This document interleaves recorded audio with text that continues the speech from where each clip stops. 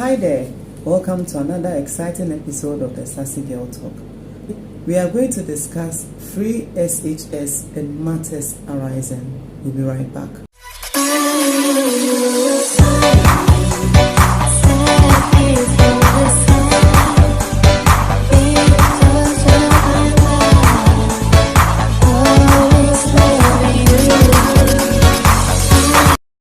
Welcome back. My name is Akofa.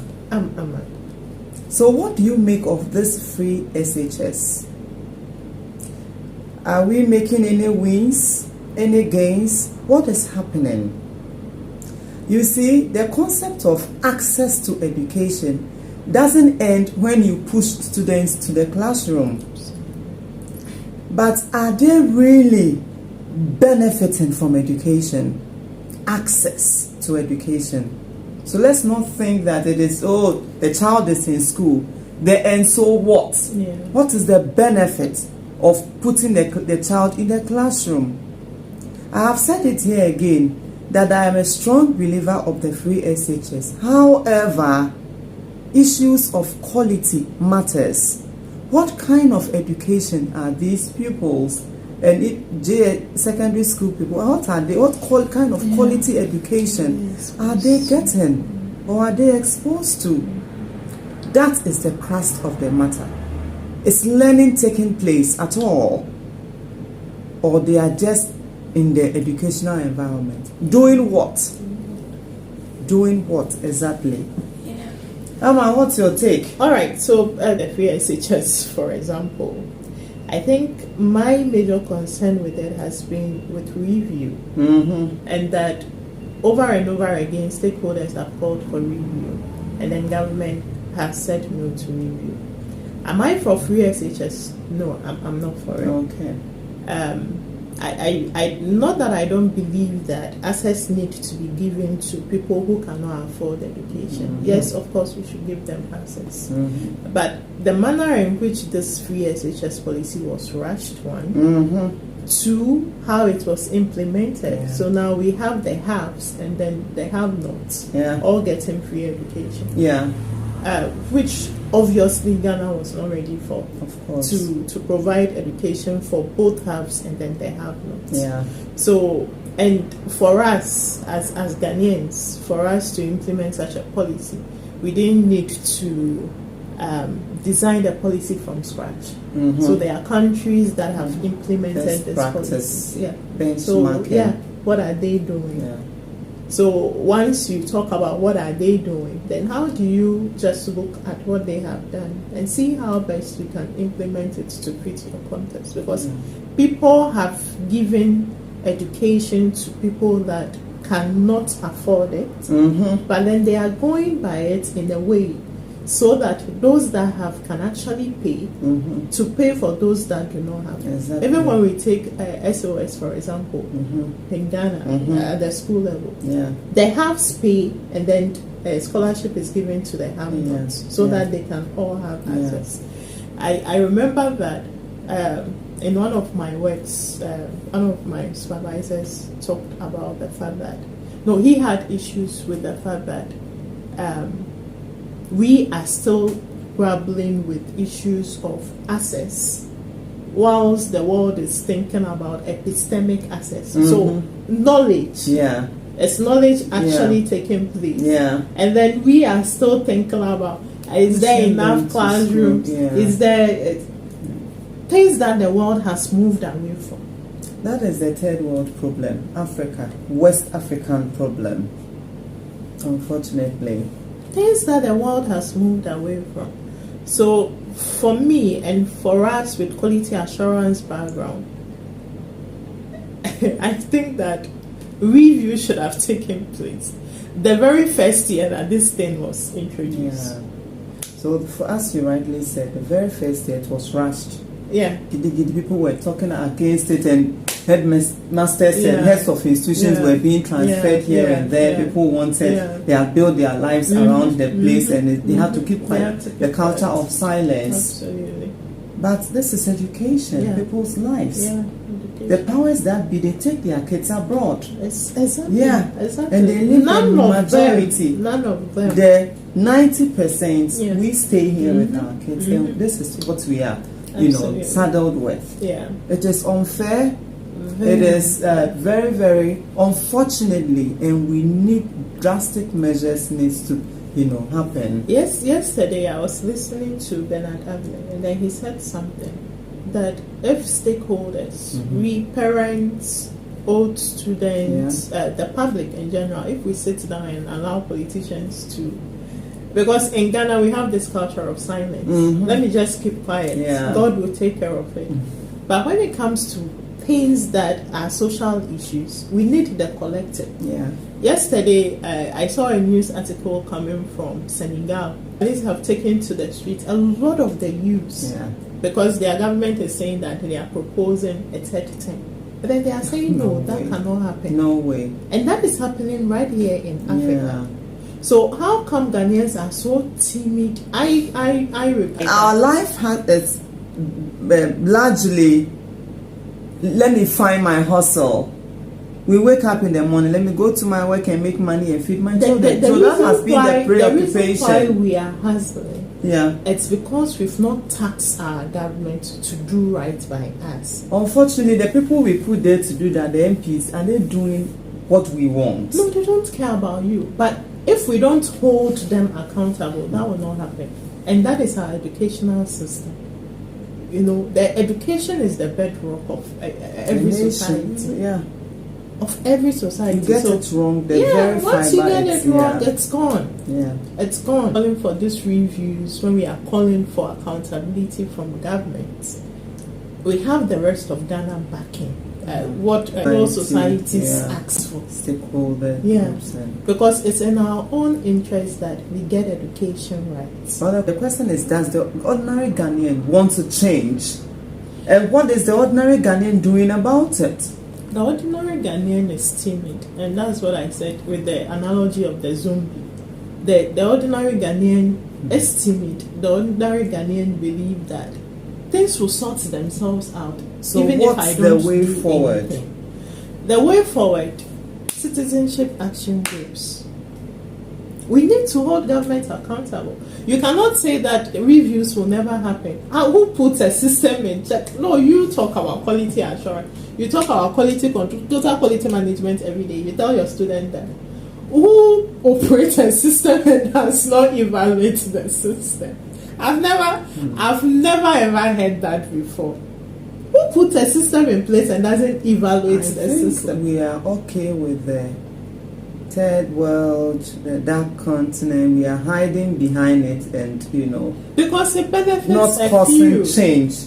All right. So then there is also an issue with shutting down non-performing schools. What are your takes? So it's very funny. Yeah. In Ghana, we are always talking about scarcity of resources. Exactly. We want more schools. Why do we even introduce the free SHS? That's the problem. So it is self-defeating in itself. You set up a beautiful policy, free SHS. Then heads of institution are saying that, look, the school is overcrowded. Yeah. Now you want to shut down school. So where will those pupils go? Exactly.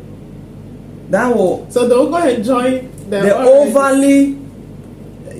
overly subscribed schools. Now we will do 3 shifts. People will go 7 to 11, then 11 to 3. So we'll do 2 weeks. 4 to 7. Now the semester is 6 weeks. We'll start doing 2 weeks.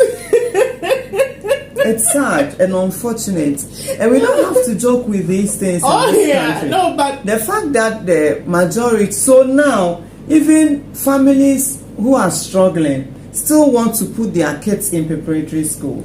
Oh yeah, and that's where the poverty rates will just keep going. All of these things are intertwined. Yeah. All social issues are intertwined. So if one is not working, it affects the other. It pulls the other down. So there is no gain to be made anywhere. At all. That is what we need to understand. At all. That it's a system. Yeah. They work together. They depend on each other. So if education is not working, health is not going to work. Poverty rates will not move anywhere. The economy, ground zero. Yeah. So the issue with closing down schools, I think it's a laughable. non-starter. It's a non-starter. It's laughable. It's unfortunate Oh, because this is where we are. Infrastructure development zero.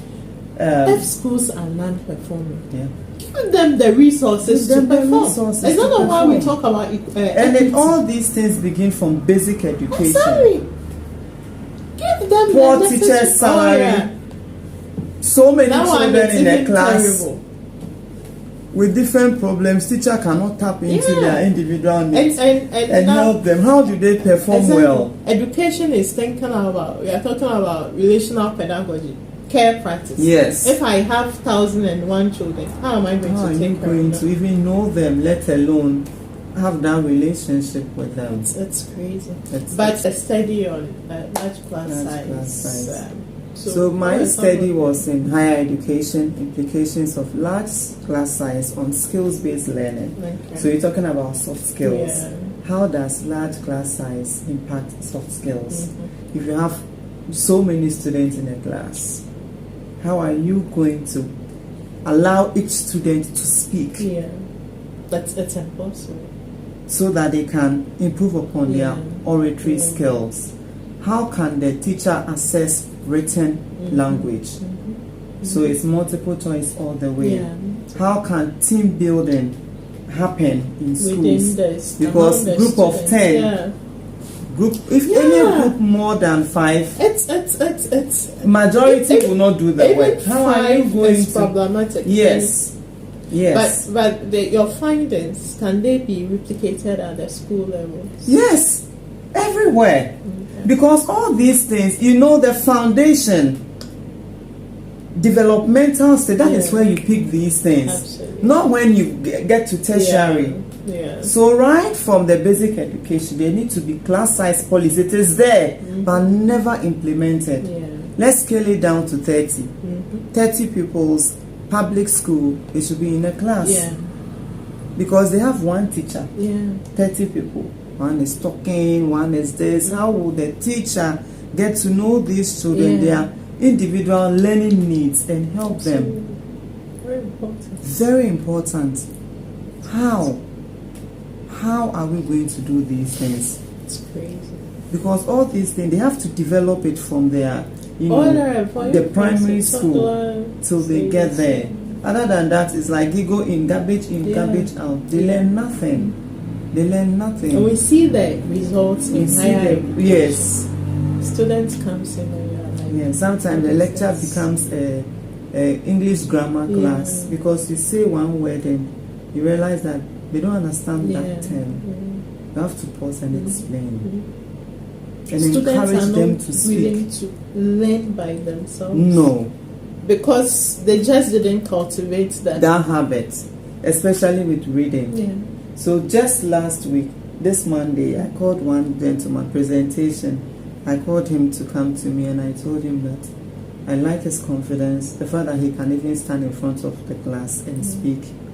He should develop the culture of reading. It will go a long way, one-on-one. He should read storybooks. And I hope he does. Yeah. I hope he does. The English was bad. The grammar, dear Lord, it was bad. And he was speaking. I liked his confidence. I liked it. And the facilities are just not there. That is how come when you talk about shutting down schools, it's like a big joke. Are you okay? Yeah. What's the simple logic in it? What will you use that building for? Yeah. Are you okay? Where should they go to? Can we getting experts to head certain? When we talk about health, when we talk about education, some parts of our social life, can we get experts to just head those? Those things should not be politicized. Yeah, it shouldn't be in anybody's campaign. Not at all. Yes, not at all, because it just doesn't make it. It beats all imagine for you to even say that non-performing school should be shut. What will engineer that? What will make you the culture of threats. Exactly. Yes, the culture of Let threats. me just silence them. Yeah, Put you to. No, once the facilities are not there, once the resources are not there, learning will not take place. It won't take place. I mean, we talk about epistemic. We are not talking about access. That access you want to provide, even though you don't have the means, you've done it wrongly. Review the process. Get everything back on track. You know what the hesitation is coming from? That they have failed.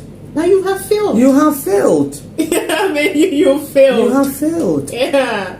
Abena said, so that we get the country on track. You have It failed. means you've gone off track. Yeah. So you have admitted it. I mean, you failed. Ghana as a whole, we have failed. We have failed. So it's important that we go back. Yeah. And get to the back on drawing track. board Yeah. and get it right. Let's review our processes. Evaluate. I mean, what are you scared of? Yeah. Every normal person does that. Yeah. Even in our own Reflective personal learning. life. Yeah. Reflective learning. Yeah. In research, they always talk about reflexivity. We all do it in our individual lives. Yeah. How much more at a national level? Yeah. Come on. Let's get it right already. This is child's play. Anyway. All right. This has been another insightful episode of the Sassy Girl Talk. We need your comments on this. Yeah.